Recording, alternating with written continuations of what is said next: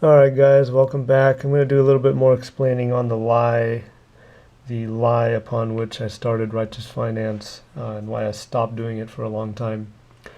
So I'm going to explain a little bit more about this lie, and do me a favor after you're done watching this video, go and look up Matthew 19:23 and 19:24. It's going to blow your mind. You're going to really like it.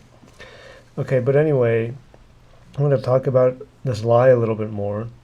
The whole premise, the reason why I started Righteous Finance and putting out financial education and that kind of thing and doing coaching was to help people in this situation when here's you and you have a choice between doing the right and the wrong thing.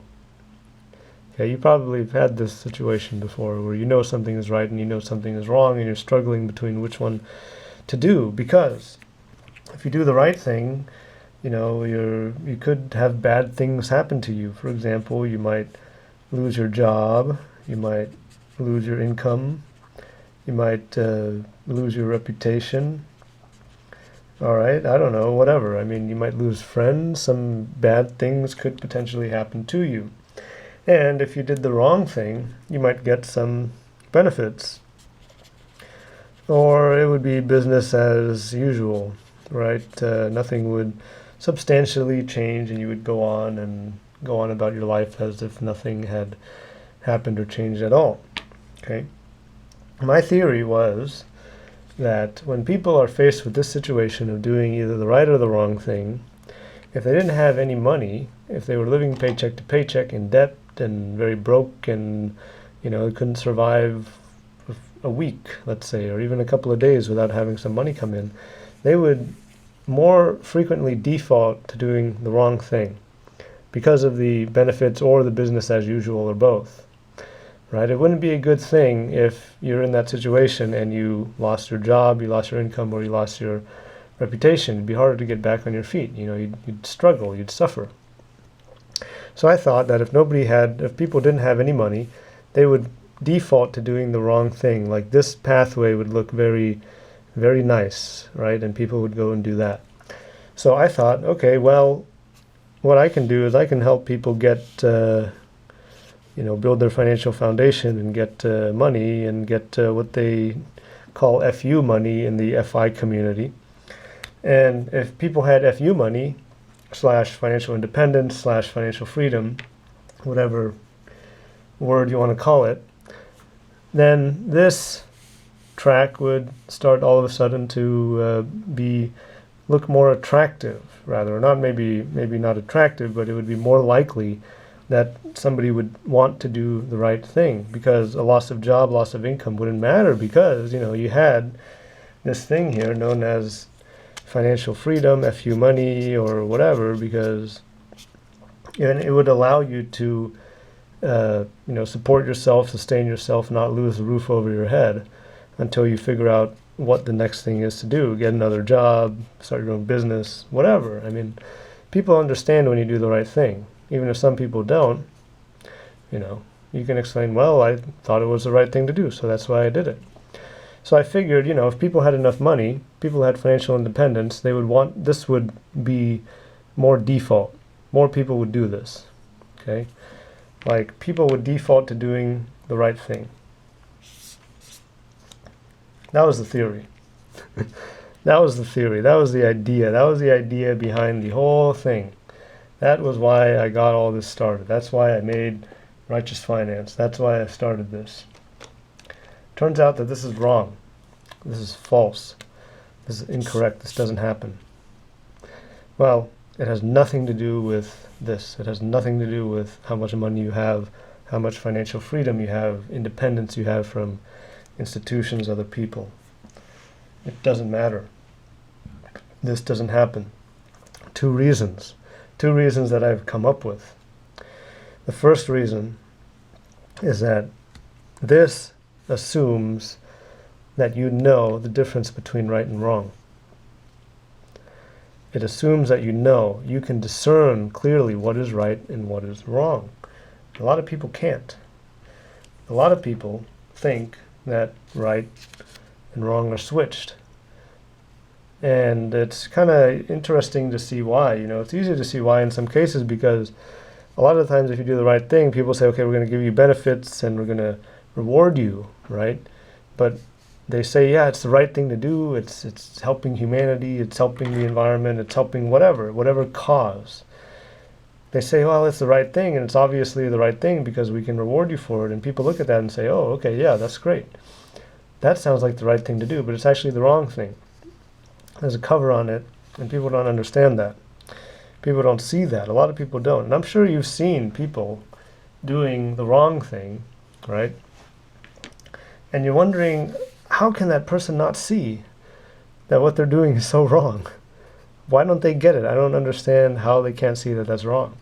It's because the world is like this. Well, they're either, criminals, or the world is like this. They really, really, really think that they're doing the right thing, but it's the wrong thing. Okay? So that's the first reason. A lot of people can't discern right from wrong. And this theory requires that you are able to do that. The second reason is, and I found this through survey, observing people, is that the more money somebody has, the higher the net worth, the more financially free, the more financial independence somebody has, actually, the more likely it is that they will do the wrong thing. And it's the darndest thing ever. I didn't understand this. When I realized this and I saw this, I was like, this can't be right. But it is. It's very interesting how this works. It's very, very interesting. So for example, let me get another piece of paper here. Okay, so I've drawn out two different scenarios here, okay, to kind of explain this, what I found, all right? Now, if you have somebody here with $5 on the left-hand side, and the right thing causes them to lose $10, and the wrong thing causes them to gain $20, it is more likely. Well, on the other hand, you have somebody with $500, and the right and the wrong thing, same benefit, same loss, okay? It's more likely that the guy with $5 is going to do the right thing than the wrong thing. Then the guy who has $500. Okay? See how this doesn't make any sense at all? It's totally upside down. It's backwards. Up is down. Down is up. What I found is that, and I was very astonished when I found this out. The guy who has more money, even though, doing the right thing is gonna be, you're still gonna have plenty of money. You can have $490. Even though doing the wrong thing in this situation, it seems like doing the right thing is really what this guy is going to do.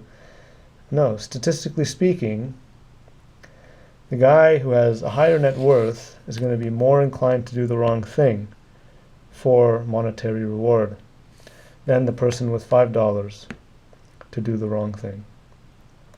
The person with $5 is more likely to do the right thing, even though he's going to go broke. He's going to go into debt in this case. This guy, it wouldn't even matter, but he's still more likely to do the wrong thing. And it might be because he's living in this world where he thinks, the right thing is actually that to do. And of course, because I get a reward for it. And that's what people say, money is the value that you provide. So apparently if you do the wrong thing, then you might be construing that into getting value. The other thing is that he might have this moral relativistic sense of the universe and think like, well, what is right, what is wrong, really? Does it make any difference? Is there right, is there wrong? Moral relativity. I don't think it really matters. So, whatever, who cares? I get more money from it, so it doesn't really matter. What's the big deal? Okay? So anyway, I thought I'd put this together in an explaineering type fashion to explain the lie a little bit more clearer.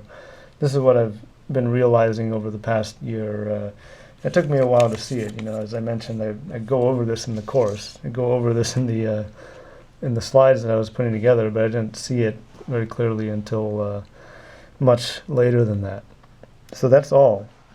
Right? It's very peculiar how this works. I can't say that I truly understand it or why this happens, but it is how it is. This is the findings I've come up with. So do me a favor, all right? Go and look up, go read Matthew 19:23, Matthew 19:24. It's going to blow your mind. You're going to see that and you're going to be like, wow, they knew this 2,000 years ago. The Lord was talking about this, and he was saying exactly this, which I just discovered here. So that's it. That's it. Thank you for watching. We'll see you in the next one. Maybe I'll talk about the lie some more. Maybe I'll start recording the course. We'll see what happens, but hope you enjoyed this video. Goodbye.